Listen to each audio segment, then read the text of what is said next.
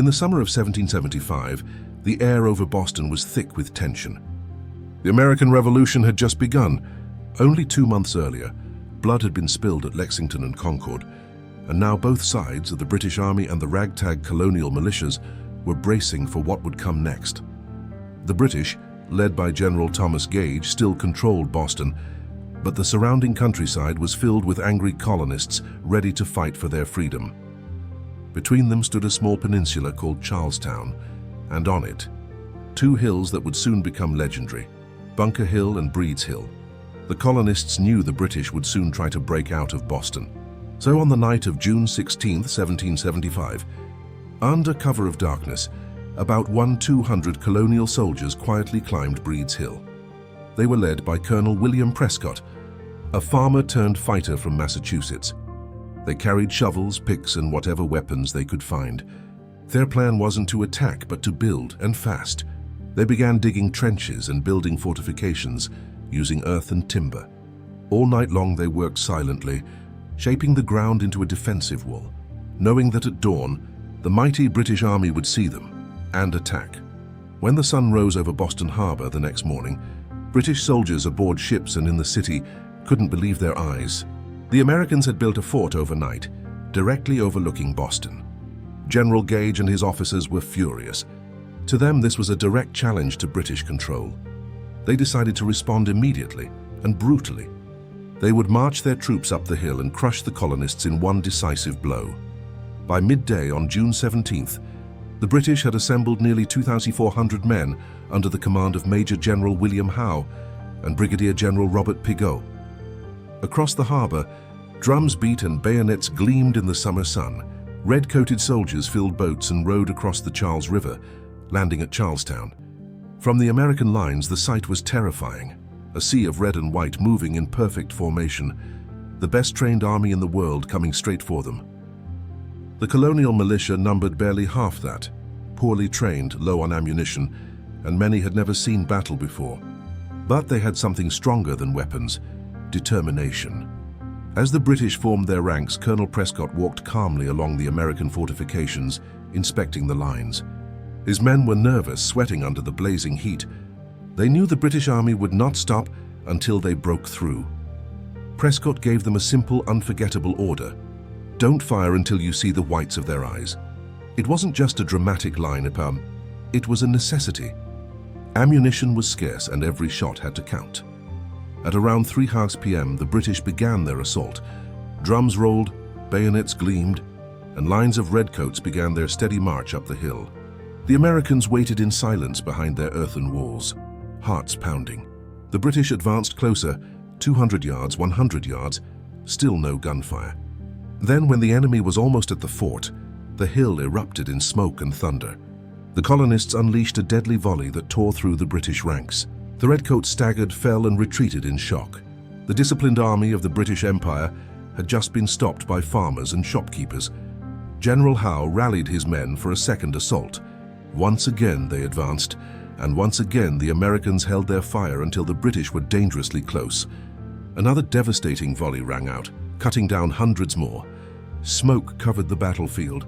The British line wavered, broke, and fell back again. Watching from across the harbor, even British officers were stunned.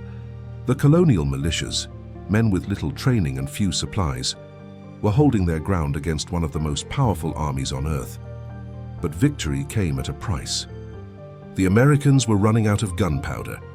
When the British prepared for a third assault, the defenders knew they couldn't hold them off much longer.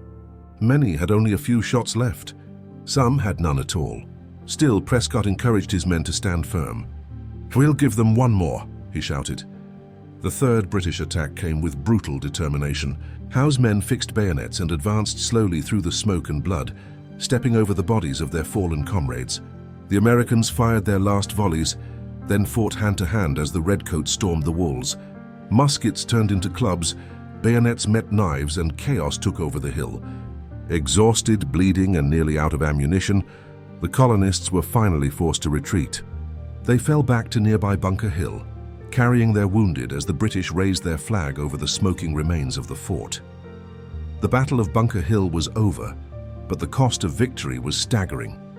Out of about 2,400 British soldiers, over 1,000 were killed or wounded. Nearly half of their attacking force was gone. The Americans had lost around 400 men, including Dr. Joseph Warren, a respected leader and patriot who had fought bravely on the front lines.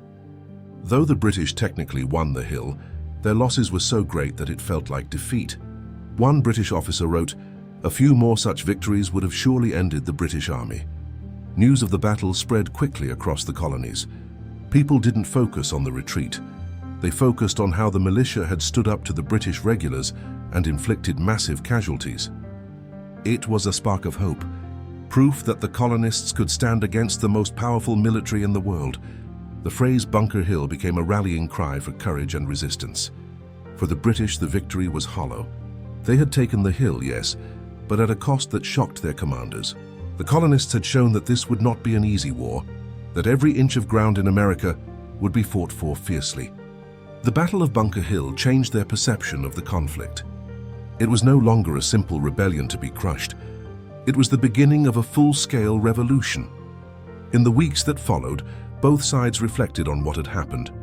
General George Washington, newly appointed commander of the Continental Army, praised the bravery of the men who had fought at Bunker Hill. He used their courage as an example to inspire his troops, reminding them that discipline, strategy, and determination could overcome even the might of the British Empire. The British, meanwhile, learned a different lesson. General Howe, though victorious, had been shaken by the carnage. He realized that frontal assaults against fortified American positions would lead to devastating losses. In the years that followed, British commanders approached battles with more caution, but the spirit of resistance they had unleashed at Bunker Hill could not be contained.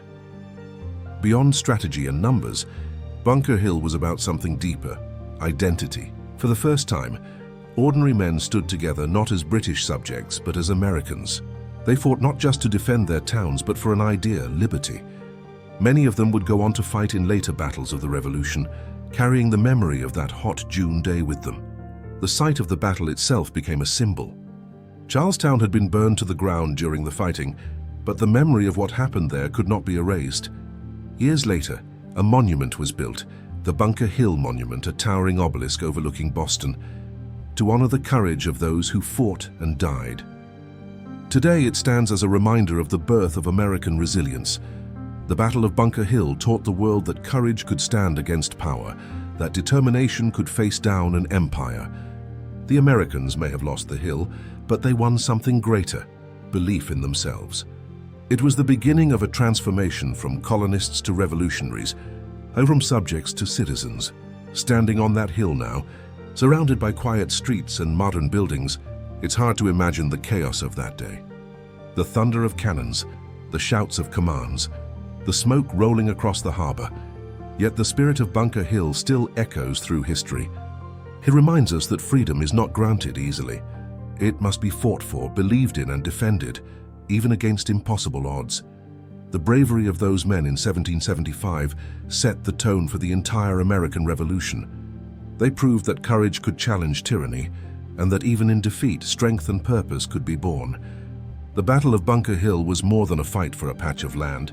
It was a declaration of defiance, a message to the world that a new spirit had risen in America, one that would never kneel again. In the smoke of that June afternoon, amid the cries and gunfire, the dream of independence took shape. It was forged not in victory, but in resolve, the kind of resolve that says, "We will not back down." That was the true victory of Bunker Hill, and it would carry the American cause through 8 long years of war, all the way to freedom.